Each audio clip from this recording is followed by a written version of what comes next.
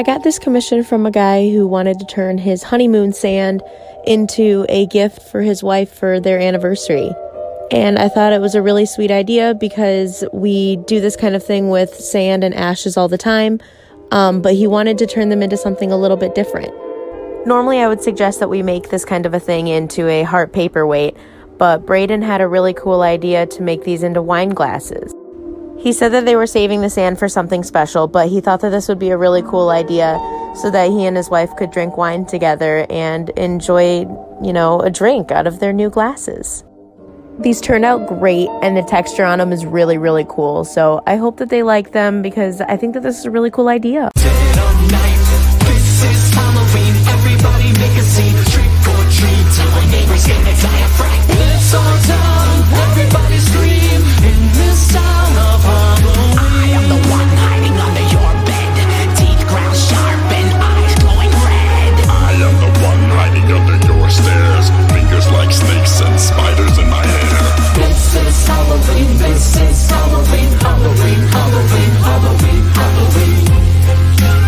In this town we call home. Everyone hands to the pumpkin song. In this town, don't we love it now? Everybody's waiting for the next surprise. From the corner man hiding in the trash can, something's waiting and a bouncing. How you scream? This is Halloween, red and black.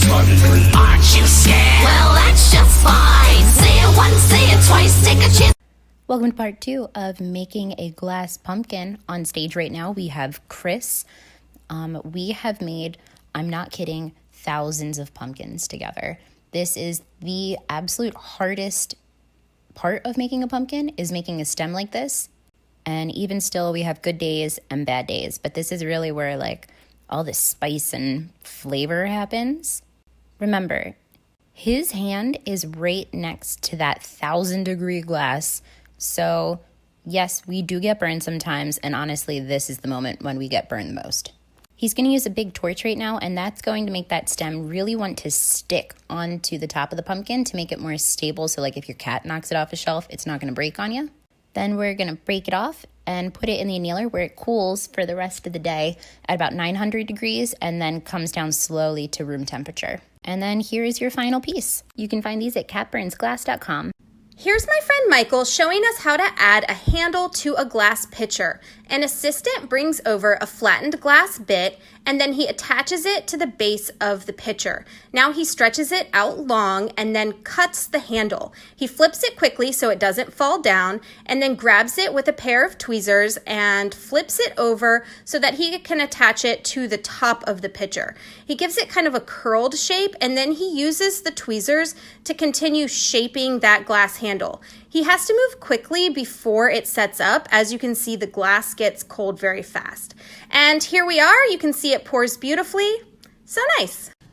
Someone just asked how to flatten the glass, so I'll show you 2 ways.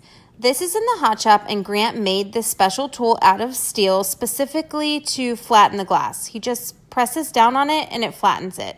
But here I am in the flame shop, and on this one, I'm using a tool that I purchased that's made out of graphite to flatten this borosilicate glass. So you just press it down and it flattens. In my last video, I showed you how if you stop turning the pipe, the hot glass can fall off and hit the floor. And then many of you asked, how do you get it off of the floor? Well, the glass isn't sticky. It's really only sticky to itself, not to other things, and not to the floor. So if it does fall off onto the floor, then you can just pick it up with a tool. Here, I'm going to pick it up with a tool because the glass is still very hot. But normally, we'll just let it cool and sweep it up with a broom. And here I'm putting it in the recycle bin to remelt later.